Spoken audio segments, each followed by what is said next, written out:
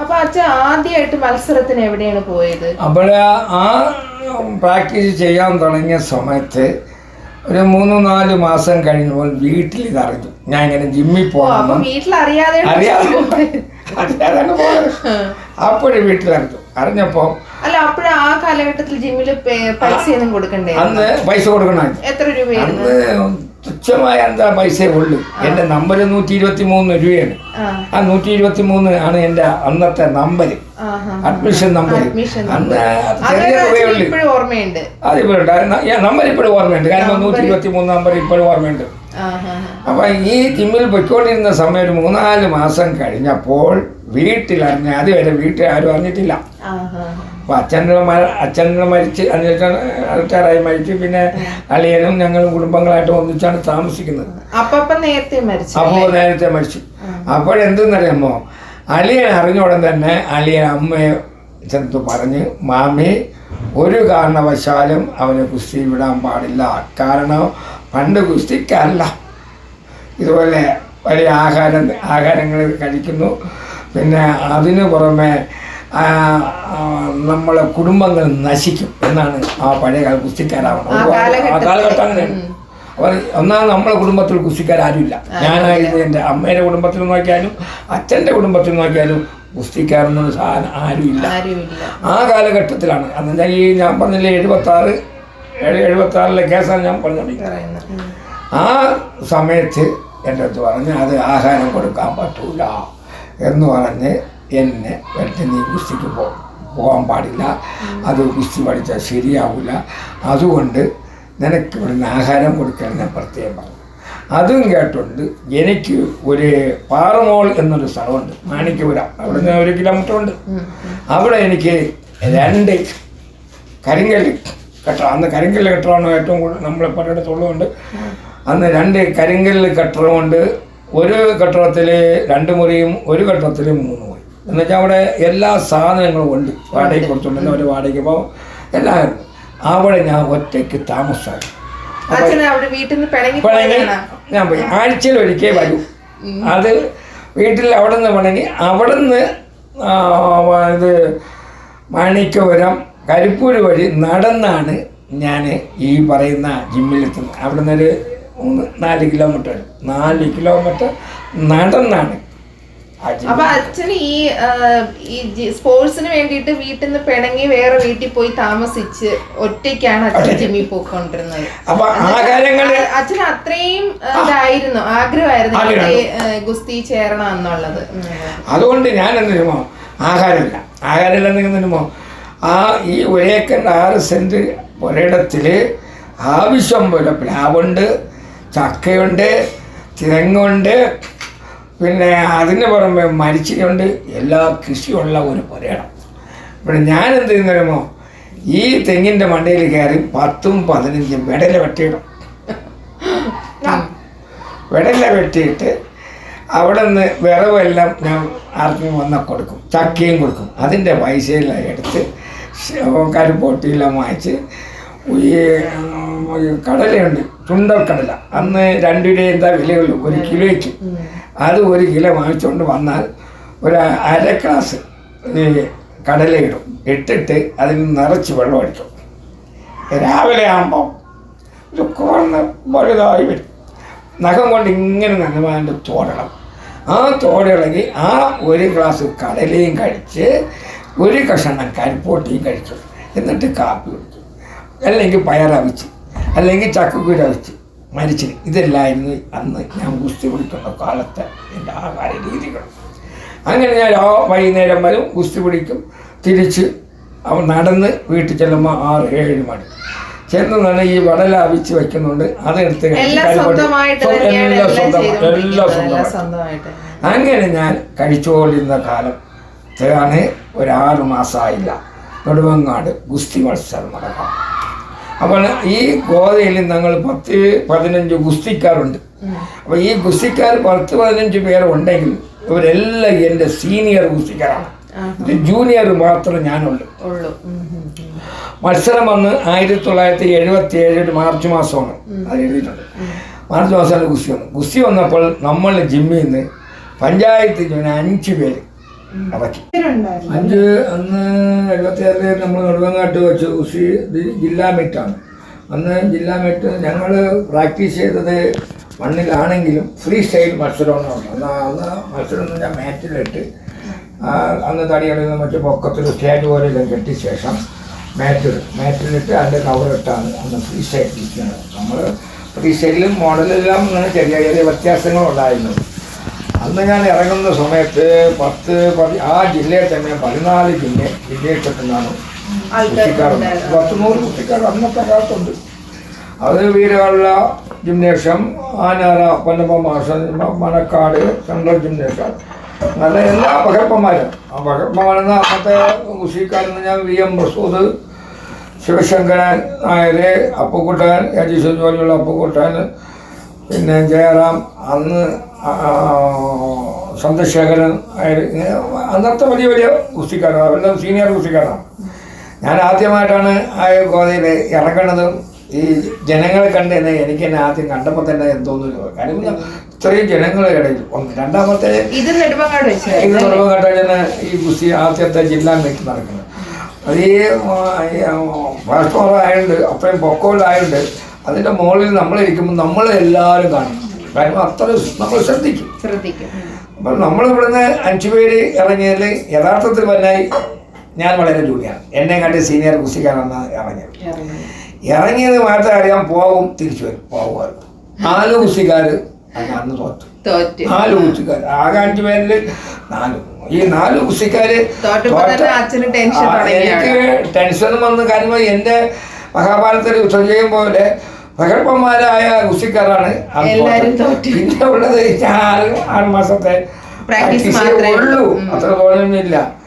എന്നിട്ട് ഞാൻ പറഞ്ഞു എന്നെ ഇറക്കല്ലെന്ന് പറഞ്ഞപ്പോൾ മാസ്റ്റർ പറഞ്ഞു അത് ഞാനാണ് തീരുമാനിക്കണം, ഇറക്കണോ ഇറക്കണ്ടോ തീരുമാനിക്കണം ഞാനാണ്.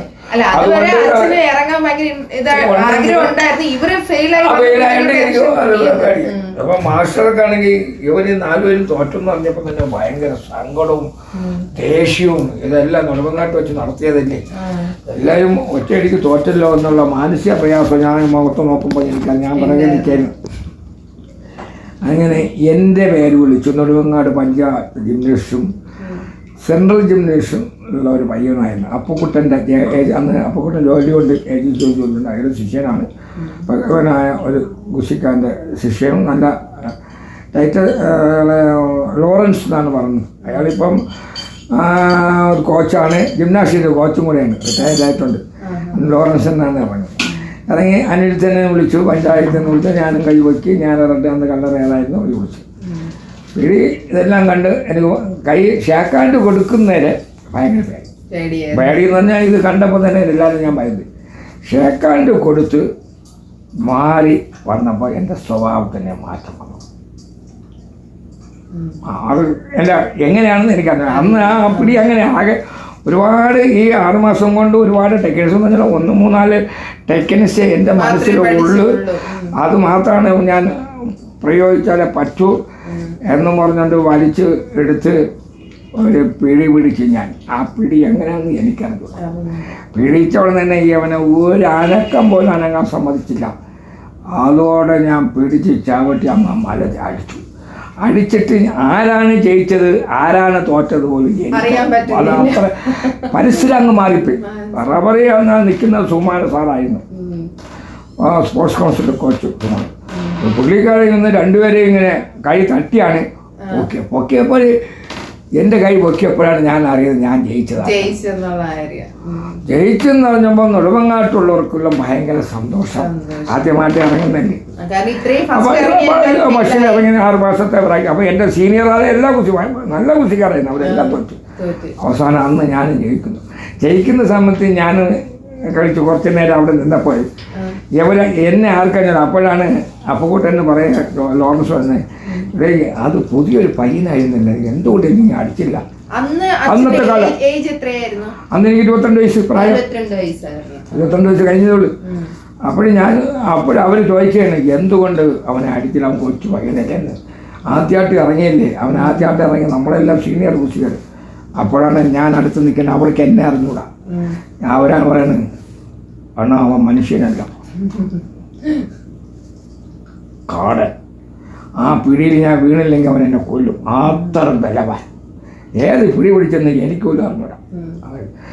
എനിക്ക് ചിരിയും സങ്കടവും അപ്പോഴാണ് ഞാൻ ബലവാനാണെന്ന്.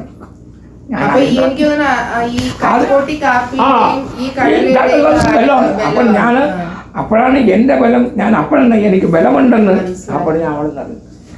അന്നൊരു കുസി പിടിച്ചു. 3 ദിവസത്തെ കുസിയായിരുന്നു. അവസാനത്തെ കുസി എന്ന് പറയുമ്പോൾ രാജൻ എന്ന് പറഞ്ഞാൽ വീരയുള്ള ജിങ്കാനുള്ളൊരു പയ്യനായിരുന്നു. അവൻ വന്ന് ഞാനും ഷേക്കാൻഡ് കൊടുത്ത് ബാക്കി 3-4 കുസ്തി ജയിച്ചു.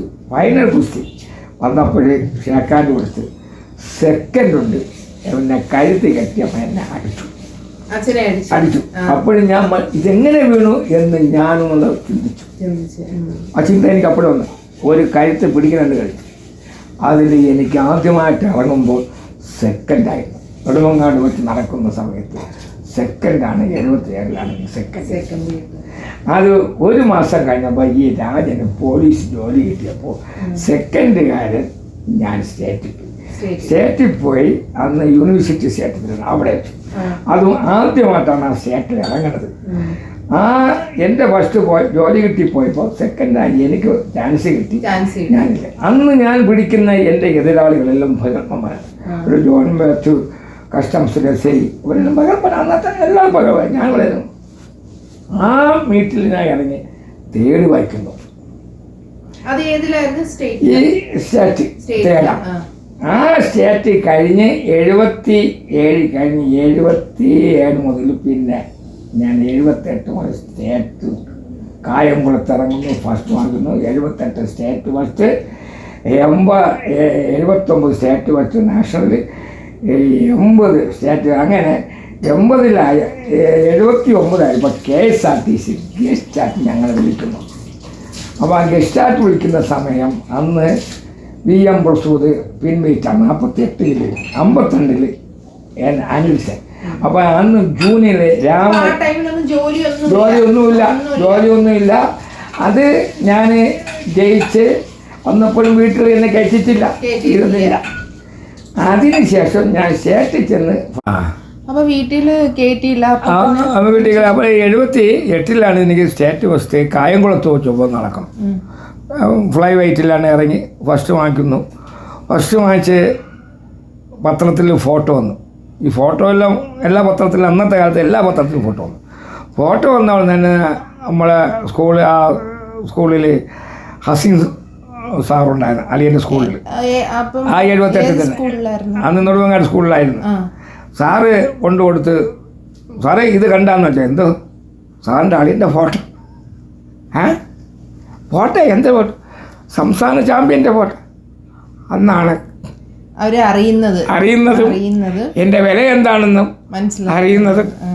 അതിനുശേഷമാണ് എനിക്ക് വീട്ടിലേക്ക് കയറാനുള്ള സ്വാതന്ത്ര്യം അന്ന് മുതൽ കിട്ടിയത്. ആ 78-ലാണ് KSRTC എന്നെ ഗസ്റ്റാർട്ട് ഞങ്ങളെ വിളിക്കുന്നു.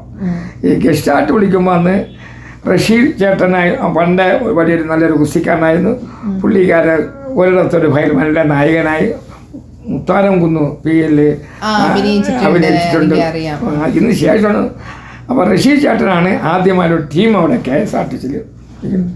അപ്പോൾ അന്നത്തെ ടീമിൽ ഞങ്ങൾ മൊത്തം 6 പേരെയാണ് ഗസ്റ്റാർട്ട് ഇറക്കിയത്.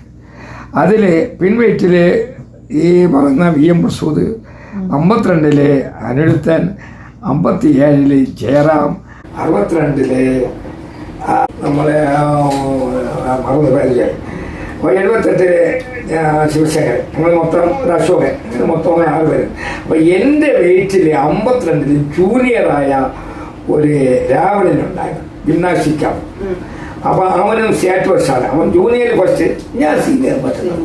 അപ്പോഴേ അവർ പറഞ്ഞ് അത് ഞങ്ങൾക്ക് രണ്ടുകൂടി ശേഷം വെച്ചാൽ എടുക്കാൻ പറ്റുള്ളൂ. നമ്മൾ അപ്പം അങ്ങനെ വീരകളിൽ റഷീദ് ചേട്ടനും എല്ലാ കുസ്തിക്കാരുണ്ടായിരുന്നു. ഞാനും ഈ രാവണനായിട്ട് മത്സരം വെച്ചു. രാവണനെ ഞാൻ അടിക്കുന്നു. അതിനുശേഷം എന്നെ അവർ ഗസ്റ്റാർട്ടിൽ ഇറക്കുന്നു. അപ്പോൾ 78-ൽ ഞങ്ങൾ KSRTCക്ക് വേണ്ടി സ്റ്റേറ്റ് ഫസ്റ്റ് മാച്ച് കൊടുത്തു. 78-ൽ 79 സ്റ്റേറ്റ് ഫസ്റ്റ് മാച്ചു. 80-ലും സ്റ്റേറ്റ് ഫസ്റ്റ് മാച്ചു. 81-ലാണ് ഞങ്ങൾക്ക് ജോലി കിട്ടുന്നത്. KSRTC. അപ്പോൾ ഈ ജോലി കിട്ടുന്ന സമയത്ത് 76 ഗുസ്തിക്കാരാണ് നമ്മളെ KSRTCക്ക് ആപ്രീഷിയേറ്റ് പോകുന്നത്. അല്ല, അന്ന് ഈ എക്സാമും കാര്യങ്ങളൊന്നുമില്ല. അന്ന് ഈ എല്ലാവരും കൊടുത്തു. പിന്നെ എൻ്റെ അടുത്തും പറഞ്ഞ അടുത്തും കൊടുത്തു പറഞ്ഞാൽ അപ്പോൾ ഞാനും കൊടുത്തു. അന്ന് ഗസ്റ്റാർട്ട് ഞങ്ങൾ കളിച്ചുകൊണ്ടിരിക്കുകയല്ല. അപ്പം നമ്മളെ ഗസ്റ്റാർട്ട് കളിച്ചപ്പോൾ നമുക്ക് ജോലി കിട്ടും എന്നൊരു തോന്നൽ നമ്മൾ മനസ്സിലുണ്ട്. അപ്പം അത് ആപ്ലിക്കേഷൻ വന്നപ്പോൾ മൊത്തം 76 ഗുസ്തിക്കാരുണ്ടായി. ഈ 76 ഗുസ്തിക്കാരിൽ ആകെ അന്ന് 10 ക്ലാസ്സേ ഉള്ളൂ. 4 വേക്കൻഡേ ഉള്ളു. ഈ 10 പേര് എടുക്കാൻ പറ്റുമോ? അതാണ് അവിടെ എൻ്റെ പ്രശ്നം. അവിടെ ഇതിൽ പല രാഷ്ട്രീയ സ്വാധീനമുള്ളവരുണ്ട്, മന്ത്രിയുടെ സ്വാധീനമുണ്ട്, പാർട്ടിയുടെ സ്വാധീനമുണ്ട്. പലരും അവിടെ പറഞ്ഞ് എനിക്ക് ജോലി കിട്ടി, എനിക്ക് ജോലി. അപ്പോഴും ഞാൻ എൻ്റെ മനസ്സിൽ ഞാൻ ഭഗവാൻ എനിക്ക് ഒരു മെമ്പർ പോലും ഇല്ലല്ലോ ശുപാർശയ്ക്ക് എന്ന് എൻ്റെ മനസ്സിലായി. അപ്പൊ ഇവർക്കെല്ലാം എല്ലാവരും പറഞ്ഞു എനിക്ക് എല്ലാവരും ജോലി കിട്ടി. ഞാൻ ഭഗവാനെ വിളിച്ചു. അപ്പോഴാണ് MK ജോസഫ് IPS ഈ അദ്ദേഹമായിരുന്നു ഇതിൻ്റെ ചെയർമാൻ സ്പോർട്സ്. എന്നുവെച്ചാൽ അന്ന് പറയുന്നത് KSRTCയിലും ഇലക്ട്രിസിറ്റിയിലും സ്പോർട്സ് എടുക്കുന്ന ചെയർമാൻ്റെ സ്ഥാനം കൊടുത്തിരിക്കുന്നത് ഈ MK ജോസഫ് സാറ് IPS ആണ്, പോലീസ്. അദ്ദേഹം മൈക്ക് കൂടെ വിളിച്ചു പറഞ്ഞെങ്ങനെയാണ്, നിങ്ങൾ ജില്ലയോ സ്റ്റേറ്റോ നാഷണലോ ഓളിമ്പിക്സ് ഒരു സർട്ടിഫിക്കറ്റ് വരുന്നില്ല. ഇന്ന് ഈ മത്സരത്തിൽ ആര് ജയിക്കുന്നു അങ്ങനെയായിരുന്നു. അതാണ് അവിടെ. അപ്പൊ ശുപാർശ അവിടെ ഇല്ല. മറ്റുള്ളവരാണ് ശുപാർശ. അപ്പോൾ 10 എടുക്കാൻ പറ്റില്ല. ആകെ 8 ക്ലാസ്സിലുണ്ട്. 8 വരെ എടുക്കണങ്ങനെ 8 വർഷം വരെ. അപ്പോഴെന്ത് 52 ഫസ്റ്റ് മാറ്റാൻ ഞാൻ 52 പിടിച്ച് ഞാൻ ജയിച്ചു. 62 ജയിച്ച ആള് 68 ജയിച്ച ജോസഫ് പാലക്കാട്. അതുപോലെ 72 ജയിച്ച് 87 ശിവശങ്കർ, 42 ജയിച്ച പ്രസവം. അങ്ങനെ ഞങ്ങൾ 4 പേരാണ് KSRTCയിൽ 5/5/81 സ്പോർട്സ് കോട്ടയിൽ കയറി. അന്ന് കയറുന്ന സമയം 3 കൊല്ലത്ത് ബോർഡുണ്ട്. 3 കൊല്ലം നമ്മൾ ഈ KSRTC കളിച്ചോളാം, അല്ലെങ്കിൽ പോയാലാണ്. അപ്പൊ ഈ KSRTCയിൽ ഏത് പോസ്റ്റിലായിരുന്നു അച്ഛൻ? ഞാൻ അന്ന് മെക്കാനിക്കൽ വിങ്ങിലാണ് എന്നെ പോസ്റ്റ് ചെയ്തത്. അന്ന് ഗവൺമെൻറ് അപ്രൂവലായ 3 കൊല്ലത്തെ എക്സ്പീരിയൻസ്. അല്ലെങ്കിൽ എനിക്ക് യൂണിയൻ കിട്ടുമല്ലോ. എല്ലാവരും പറഞ്ഞാൽ ഇത് പ്രൊമോഷനും കിട്ടും. മാത്രമൊന്നുമല്ല, ഇതിൽ ആരോഗ്യം നമുക്ക് കീപ്പ് ചെയ്യാം. ടയർ സെക്ഷൻ ഇങ്ങനെ മെക്കാനിക്കൽ വരുമ്പോൾ പണികളും ചെയ്യാം. നമുക്ക് നല്ല ആരോഗ്യം കിട്ടും. അങ്ങനെയാണ് ഞാനത് മെക്കാനിക്കലായിട്ട് കയറി. പിന്നെ വർഷങ്ങളോളം കണ്ടിന്യൂ ആയിട്ട് KSRTCയിൽ കുശീലം പിടിച്ച് വർഷങ്ങളോളം KSRTCയിൽ ക്യാപ്റ്റനായിരുന്നു. പിന്നെ കേരള ക്യാപ്റ്റനായി. പിന്നെ സൗത്തിൻ്റെ ഗോൾഡ് വാങ്ങിച്ചു. കേരളത്തിൻ്റെ മാനേജരായി. 48-ാമത്തെ വയസ്സിലും കുശിയിൽ എറണാകുളത്തിലെ ഫസിലിനെ മഴത്തി അടിച്ചു. അതിൽ ഏറ്റവും കൂടുതൽ പ്രായമായ ഒരു കുസ്തിക്കാനായിട്ട് മാറിയതും ആണ് അനിരുദ്ധൻ. അതെ, ഇതൊക്കെയാണ് സ്പോർട്സിന്റെ ഇതാണ്. പിന്നെ അപ്പം അച്ഛൻ ഇതെല്ലാം കഴിഞ്ഞു, റിട്ടയർഡ് ആയി. അതിനുശേഷം പിന്നെ അച്ഛൻ എന്താ ചെയ്യുന്നത്? അതിനുശേഷം ഞാൻ കുട്ടികളെ ഇപ്പം പഠിപ്പിക്കുന്നുണ്ട്. കുട്ടികളെ പഠിപ്പിക്കുന്നത് മാത്രമൊന്നുമല്ല, നമ്മളെ ഇന്നത്തെ കാലഘട്ടം വെച്ച് നോക്കിയാൽ ആരോഗ്യമാണ് ഏറ്റവും പ്രധാന മസ്റ്റ്. ഈ ഫാസ്റ്റ് ഫുഡ് ആഹാരങ്ങൾ കുട്ടികൾക്ക് ട്രെയിനിങ് കൊടുക്കുന്നുണ്ട്. ഇപ്പോഴും ഞാനും വ്യായാമം ചെയ്യുന്നുണ്ട്, കുട്ടികളെയും പഠിപ്പിക്കുന്നുണ്ട്. പിന്നെ ഇപ്പോഴത്തെ കുട്ടികളെ സംബന്ധിച്ചെന്ന് പറയുന്നത് എൻ്റെ അഭിപ്രായം പറയുകയാണെങ്കിൽ ഫാസ്റ്റ് ഫുഡ് ആഹാരങ്ങൾ വളരെ കുറയ്ക്കുക. അതാണ് ഏറ്റവും പ്രധാനപ്പെട്ടത്. പിന്നെ നമ്മളെ നാട്ടിൻപുറത്ത് കിട്ടുന്ന ചക്കയുണ്ട്, മാങ്ങയുണ്ട്, ചക്കക്കുരുണ്ട്, പിന്നെ പപ്പയുണ്ട്, കുരുമുളകുണ്ട്, ഇഞ്ചിയുണ്ട്. ഇതെല്ലാം നമ്മൾ കഴിച്ചാൽ നമ്മളെ ശരീരത്തിൽ നല്ല ആരോഗ്യം ഉണ്ടാക്കുകയും ചെയ്യാം. ഡെയിലി നമ്മൾ കുറഞ്ഞതൊരു 3-4 കിലോമീറ്റർ നടന്നാൽ ഇപ്പോഴും ചെയ്യുന്നുണ്ട്. ശ്വാസം മുട്ടല്, മുട്ടുവേദന, ഫുഡൊക്കെ എങ്ങനെയാണ്? നടുവേദന സാധാരണ നമ്മൾ കഴിക്കുമ്പോൾ ഞാനിപ്പോൾ എനിക്കിപ്പോൾ യഥാർത്ഥത്തിൽ 72 വയസ്സ് പ്രായമായി. എനിക്ക് ഒരു മരുന്നും എനിക്കിപ്പോഴും വേണ്ട. ഇപ്പോഴും ഞാൻ എൻ്റെ മനസ്സ് പറയുന്നത് 25 മനസ്സും ആരോഗ്യവും ഇപ്പോഴും ഞാൻ നിലനിർത്തിക്കൊണ്ട് ഫുഡ് അങ്ങനെയല്ലേ. നമുക്ക് ഇപ്പം 72 വയസ്സ് കഴിഞ്ഞില്ലേ, രാവിലെ ഒരു 3 ദോശ ഒരു ചായ, അതാണ് എൻ്റെ ഏറ്റവും പ്രധാനപ്പെട്ടത്. ഉച്ചയ്ക്ക് കഞ്ഞി, എന്തെങ്കിലും ചോറ്, ഒരു നേരത്തെ ഭക്ഷണം, വൈകുന്നേരം ഒരു ചായ ഒരു കറി, പിന്നെ കിടക്കാൻ 2 ചപ്പാത്തി ദോശ. കിടക്കാൻ നേരത്തെ ഒരു ഗ്ലാസ് പാല് ജസ്റ്റ് കഴിയുമ്പോൾ പാല് ശരീരത്തിന് നല്ലതാണ്. ഉറക്കത്തിനും ക്ഷീണത്തിനും പാല് നല്ലതാണ്. കവർ പാല് നിങ്ങൾ മാക്സിമം ഒഴിവാക്കുക. സൊസൈറ്റികളിൽ കിട്ടുന്ന പാല് കിട്ടുമെങ്കിൽ അത് വാങ്ങിച്ച് കുടിച്ചാൽ നമ്മൾ ആരോഗ്യം. ഇപ്പം നമ്മൾ സ്വയം ആലോചിച്ച് നോക്കണം. ഇന്ത്യയിൽ ഞാൻ പല സംസ്ഥാനത്തും പോയി ഗുസ്തി പിടിച്ചൊരു ഗുസ്തിക്കാരനാണ്. ഞാൻ 10 പ്രാവശ്യം നാഷണൽ പോയതാണ്. സൗത്ത് ഇന്ത്യ ഗോൾഡും വാങ്ങിച്ചൊരു ഗുസ്തിക്കാരന്. മറ്റുള്ള സംസ്ഥാനത്തെ വച്ച് നോക്കിയാൽ ഏറ്റവും കൂടുതൽ ഹോസ്പിറ്റലും മെഡിക്കൽ സ്റ്റോറും ഉള്ളത് കേരളത്തിലാണ്. അപ്പം ഞാൻ മനസ്സിലാക്കി എന്നെപ്പോലെ ഉള്ളവരുണ്ടെങ്കിൽ ഈ മെഡിക്കൽ സ്റ്റോറിൻ്റെ എണ്ണം കുറച്ചുകൂടി, ഹോസ്പിറ്റലിൻ്റെ പിന്നെ ജനനം ഉണ്ടെങ്കിൽ മരണമുണ്ട്. സ്വാഭാവികമായിട്ടും ഇപ്പം നമ്മൾ ഏതെടുത്താലും ജനിച്ചാൽ മരിക്കും. പക്ഷെ മരിക്കുന്നത് വരെയും നമ്മൾ എന്തോന്നെങ്കിലും ജോലികൾ ചെയ്തുകൊണ്ടിരുന്നാൽ നമ്മളുടെ ശരീരത്തിൻ്റെ ബ്ലഡ് സർക്കുലേഷൻ ഉണ്ടാവും. ബ്ലഡ് സർക്കുലേഷനാണ് ഏറ്റവും പ്രധാന ഘടകം. അത് ഉണ്ടായാൽ നമുക്ക് ഒരു അസുഖവും നമുക്ക് ഉണ്ടാവില്ല. അതാണ് ഇന്നത്തെ തലമുറയ്ക്ക് ഞാൻ പറഞ്ഞു കൊടുക്കുന്ന കാര്യം. കാരണം എനിക്കിപ്പോൾ 72 വയസ്സായി. എനിക്കൊരു ഇപ്പം മുട്ടുവേദനയില്ല, ശ്വാസം മുട്ടില്ല, നടുവേദനയില്ല, ഒന്നുമില്ല. ഇല്ലാത്ത എനിക്ക് ധൈര്യമായിട്ട് പറഞ്ഞുകൂടി. അതുകൊണ്ടാണ് ഞാൻ ഇന്നത്തെ തലമുറയ്ക്ക് ഇത് പറയാൻ കാര്യം. രാവിലെ 5 മണിക്കാണ് ഇപ്പോഴും ഉണരും. ഇപ്പോഴും 5 മണിക്ക് ഉണർന്ന ശേഷം കുറേ ദൂരം നടന്ന് ഒരു ഗ്ലാസ് വെള്ളമെല്ലാം കൊണ്ട് നടന്ന് നമ്മൾ നടക്കുമ്പോൾ തന്നെ പ്രത്യേകത്തിന് എഴിച്ചുകൊടുന്ന് നടക്കാനും പാടില്ല. നമ്മൾ കിടക്കുമ്പോൾ തന്നെ കാലുകളെല്ലാം ഒന്ന് ചരിച്ച്, കൈകളെല്ലാം ചരിച്ച്, കണ്ണുകൾ തുറന്ന് നല്ല രീതിയിൽ സ്ട്രൈറ്റായിട്ട് കിടന്ന് ഒരു 5 മിനിറ്റ് കഴിഞ്ഞ ശേഷം നമുക്ക് എഴുതാം. എഴുത്ത് ചെറുതാണ്. എന്നാൽ നമ്മൾ ഈ എഴുക്കുന്ന സമയത്ത് പ്രത്യേകം നമുക്ക് ഉറങ്ങാൻ നല്ല സുഖമാണ്. 5 മണിക്ക് ശേഷം നമുക്ക് ഉറക്കം കൂടുതലുണ്ടാവുന്നത്. ഈ 5 മണിക്ക് ശേഷം ഉറങ്ങുമ്പോഴാണ് നമുക്ക് ക്ഷീണം. പിന്നെ എഴുക്കുന്ന 8 മണിയാണ്. അതും ഞാൻ പരീക്ഷിച്ച് നോക്കി. പിന്നെ 5 മണിക്ക് ഞാൻ പല പ്രാവശ്യം എഴുതിച്ചിട്ട് ഒന്ന് ഉറങ്ങാം എന്ന് കിടക്കുമ്പോൾ ഒരു 8 മണിക്ക് എഴുതിക്കുള്ളൂ. എഴുക്കുന്ന ആദ്യം നമുക്ക് ക്ഷീണമാണ്. അതാണ് നമ്മൾ എപ്പോഴും ശ്രദ്ധിക്കേണ്ടത്. അപ്പോൾ എഴുച്ചോടെ തന്നെ കുറച്ചുകൂടെ നടന്ന് അങ്ങ് പോയാൽ ബ്ലഡിൻ്റെ സർക്കുലേഷൻ കൂടിയാൽ പിന്നെ എത്ര ദൂരം നടന്നാലും നമുക്ക് ഒരു ക്ഷീണം ഉണ്ടാവില്ലെന്ന് ഞാൻ പറഞ്ഞേക്കാം. ഇത്രേ മറ്റുള്ളവർക്ക് പറയാൻ പറ്റുമോ? അഡ്വൈസ് കൊടുത്തിരിക്കണം. അപ്പം വെച്ചാല് നമ്മൾ ഫാസ്റ്റ് ഫുഡൊക്കെ ഫുഡൊക്കെ കഴിക്കുക എന്നാണ് ആരോഗ്യത്തിന്റെ അച്ഛൻ്റെ ആരോഗ്യത്തിന്. പിന്നെ രാവിലെ എക്സസൈസ് ചെയ്യാറുണ്ട്. പിന്നെ കറക്റ്റ് സമയത്ത് ഫുഡ് കഴിക്കുന്നത്, ഇതൊക്കെ അച്ഛൻ കറക്റ്റ് ആയിട്ട് ചെയ്യുന്നതാണ്. അപ്പം എല്ലാവരും അത് കണ്ടിന്യൂ ചെയ്ത് കഴിഞ്ഞാൽ നമുക്ക് അസുഖങ്ങൾ ഏറെക്കുറെയൊക്കെ നമുക്ക് കുറയ്ക്കാൻ പറ്റും. ഇത്രയൊക്കെ ഉള്ളൂ. ഇത്രയും സമയം നമ്മുടെ വീഡിയോസ് കണ്ടുകൊണ്ടിരുന്ന എല്ലാവർക്കും താങ്ക്സ്, ഹൃദയം നിറഞ്ഞ നന്ദി.